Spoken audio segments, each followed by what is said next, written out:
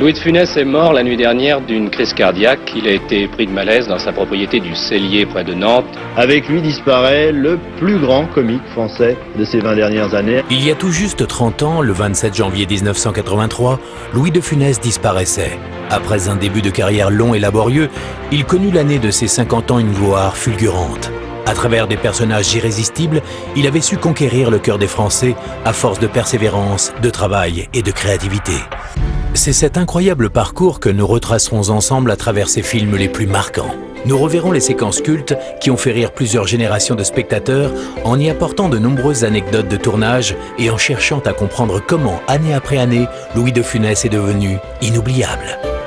Né en France en 1914 de parents espagnols exilés, Louis de Funès grandit en région parisienne. Guère assidu aux études, il vogue dès l'adolescence de petit boulot en petit boulot, jusqu'à devenir pianiste de bar durant l'occupation. J'étais musicien dans les boîtes de nuit ou dans les cabarets, et heureusement, parce que j'ai fait 1 an de piano dans le temps, mais je me rappelle, je ne sais pas lire la musique, mais je jouais dans les cabarets. La dernière maison que j'ai faite, où j'ai joué, c'était le club de Paris qui n'existe plus, et je jouais de 5h30 du soir à 5h30 du matin. C'est-à-dire que la petite aiguille faisait 12 heures. C'est très long, la petite aiguille, elle va très doucement. Je jouais sans arrêt, et des forces de faire pipi. Le jeune pianiste impressionne chaque soir par ses fantaisies et ses mimiques. Pour exploiter sa nature comique, il s'inscrit à l'âge de 28 ans au cours de comédie René Simon. Mais en travailleur nocturne, il ne tient pas longtemps le rythme et abandonne. Avant de quitter la formation, il aura eu le temps d'y rencontrer un autre élève, Daniel Gélin, qui va lui permettre quelques mois plus tard d'accéder à ses premiers rôles de figuration. En même temps qu'il accède au cinéma par la petite porte, l'apprenti comédien épouse Jeanne, avec qui il a 2 fils. À 35 ans, Louis de Funès doit nourrir les siens. Toujours pianiste la nuit, il court la journée de figuration en petits rôles avec un objectif, se faire remarquer. Il comprend très bien que ce qu'il doit faire quand il est devant une caméra, c'est pas être beau, c'est pas se faire valoir en tant que prestance, en tant que silhouette, non. Il doit être comique, il doit faire rire et surtout, il doit attirer l'œil du spectateur, bien sûr, mais surtout du réalisateur. Et donc, il va toujours en donner plus. On l'engage pour monter un escalier. Ce qu'il va faire, c'est qu'en montant l'escalier, il va trébucher, il va se relever, il va faire une petite mimique, il va se retourner, il va repartir. Donc, le réalisateur qui a engagé ce Louis de Funès comme ça, pour faire une petite silhouette, un petit truc, un petit machin qui dure 10 secondes, il va le trouver d'abord très drôle, et puis à l'écran, il ne sera pas 10 secondes, il sera 20 secondes, puis 25 secondes, puis 1 minute, puis 2 minutes, puis il va commencer à se faire engager dans des films où on va lui dire, tu fais ton numéro, tu vas bien nous trouver quelque chose à faire. J'ai voulu monter de marche, une petite marche à chaque film, c'est-à-dire une ligne de plus, ça, il n'y a rien à faire, je vais l'écouter. Moi, il faut que je monte. Alors, une ligne de plus, et puis vous me donnez 500 francs de plus quand même. En même temps, faites-le pour moi, même pour moi. C'est pour mon plaisir, ou même 200 francs. Alors il me donnait, j'ai toujours monté. Toujours j'ai fait une petite montée. Il va tourner jusqu'à 18 films dans l'année. 1954, de Funès tourne dans 18 films. Et à chaque fois, il fait son petit numéro. Et à chaque fois, on le remarque. Le public commence à apprécier ce personnage dont il ne connaît pas encore le nom, mais qu'il remarque à chaque fois grâce à son jeu nerveux et sa gestuelle précise. En 1956, il est appelé pour jouer dans une scène aux côtés de 2 immenses vedettes, Jean Gabin et Bourvil, dans le film de Claude Autant-Lara, La traversée de Paris. À 42 ans, Louis de Funès éclate alors au grand jour. Qu'est-ce que c'est ? Martin!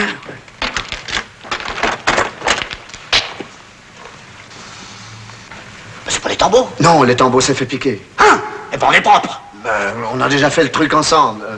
Grand Gilles. Soir. Il est Jandier, qui est l'épicier du marché noir, qui va confier à Bourvil et Jean Gabin les 4 valises avec de la viande de cochon du marché noir. Et Gabin décide que c'est pas assez payé. Et là, ce que fait de Funès, en 2 jours de tournage, c'est qu'il va se comporter face à Gabin et Bourvil comme jamais un second rôle n'oserait le faire. Je crois qu'il va me falloir 2000 francs de plus. C'est sérieux ? Comment si c'est sérieux ? Rien du tout, vous m'entendez ? Rien du tout ! Je veux 2000 francs, nom de Dieu, Janvier ! Janvier, 2000 francs ! Rien du tout ! Je lui casse la gueule ! Janvier, je veux 2000 francs, Janvier, 45 De Funès est tellement orageux, tellement spectaculaire, il crie lui-même tellement, il est tellement agité, il est tellement nerveux, que Jean Gabin est obligé de jouer plus fort, puisque dans le scénario, c'est lui qui crie le plus fort.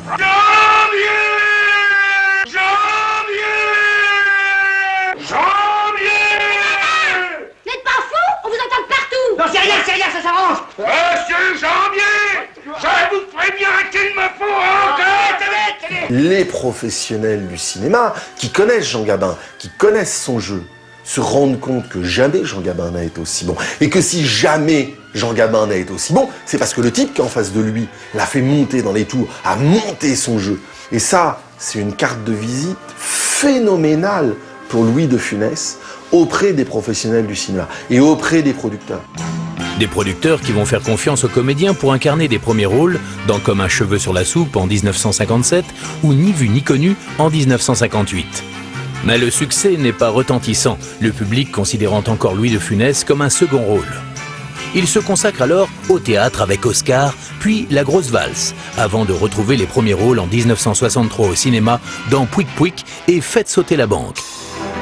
Boulimique de travail, Louis de Funès a prévu de tourner sans compter en 1964, où il enchaînera 3 films durant l'été en ne prenant que 2 jours de repos entre chaque. L'été 64 de Funès, c'est inexplicable.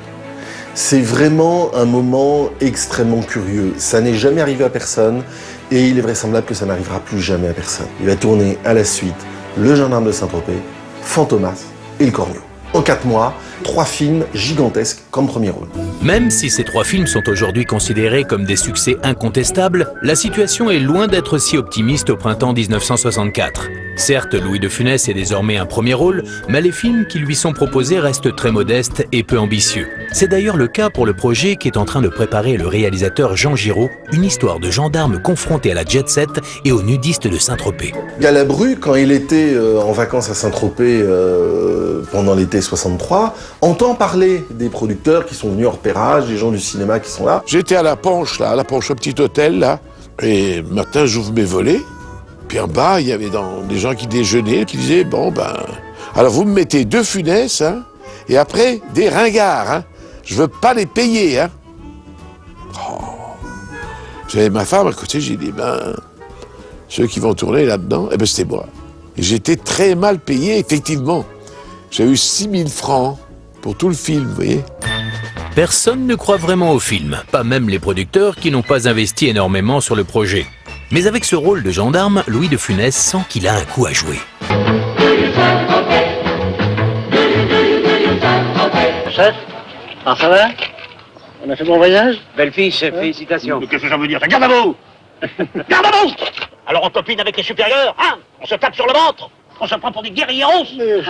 Rajustez-vous, vous tenez-moi ça. Et vous là-haut, hein? Oui, chef. Regardez-moi toujours ici, restez Oui, là, chef. regardez-moi là. Oui, chef. De la fantaisie dans le port du képi, vous? Pardon, chef. C'est le cirque ici, hein? Regardez-vous! Là, non, et oh! Oui, chef. Toujours là, n'oubliez jamais là. Oui, tout le temps. toujours. Ce film, c'est la piste d'envol du comique de Funès. De Funès a créé un personnage de français moyen, qui est plat comme une limande quand il est petit, veule, Je me suis permis de vous amener un petit cadeau. lamentable, visqueux. 9 procès-verbaux entre le port ici, vous n'avez pas perdu de temps. Mais le temps c'est de l'argent, mon adjudant. Mais Et dès qu'il a un poste important, il devient arrogant, prétentieux, voilà. Vous savez que le gendarme est à la nation ce que le chien de berger est au troupeau. Il faut souvent aboyer, parfois mordre, mais toujours se faire craindre. Vous êtes les branches, je suis le tronc. C'est là la raison de son succès. C'est la création de ce personnage qui est unique, qui est une chose qui lui est personnelle.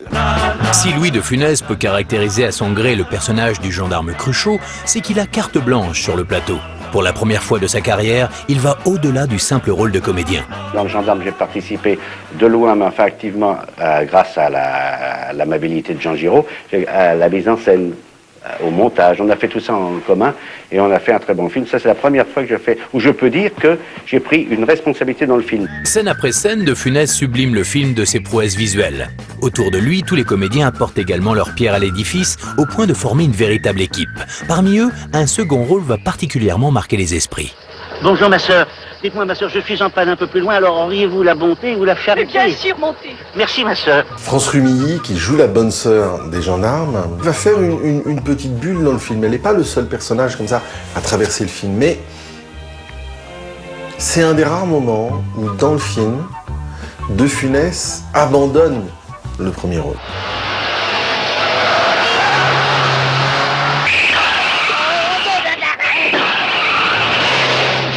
Je suis un petit peu myope.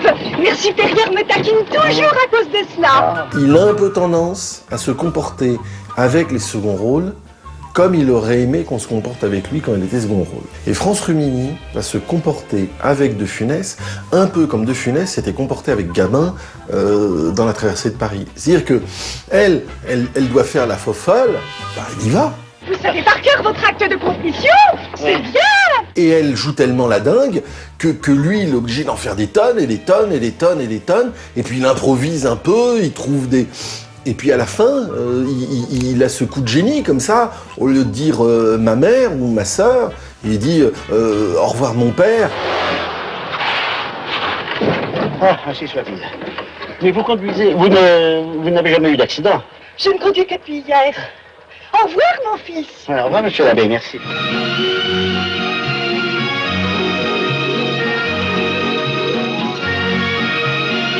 Quand le Cornio se monte, Bourvil est tout simplement payé 3 fois plus que De Funès. Le cachet de Bourvil est un cachet normal, c'est son cachet habituel. Et De Funès a un cachet déjà supérieur à tout ce qu'il a touché au cinéma.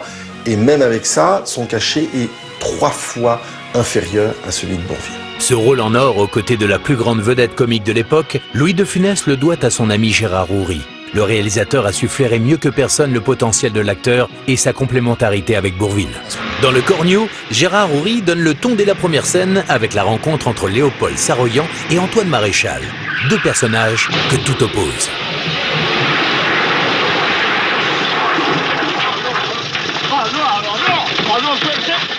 C'est une catastrophe. Regardez-moi ça. Qu'est-ce qu'il y a? Qu'est-ce qu'il y a? Qu'est-ce qu'il y a? Qu'est-ce qu'il y a? Bah, maintenant, elle va marcher beaucoup moins bien, forcément. Il a fallu régler la voiture. Voilà. Ce genre de trucage aujourd'hui est courant, mais à l'époque, ça se fait pas beaucoup. Il faut que la voiture soit totalement démantibulée. Donc, il faut faire des boulons explosifs qui ne risquent pas de blesser Bourvil, mais qui démontent totalement la voiture qui vient de rouler. Ils sont dans une tension nerveuse absolument incroyable parce que la voiture, il n'y en a qu'une seule, il faut pas se rater, hein, il faut faire la scène comme ça d'un coup.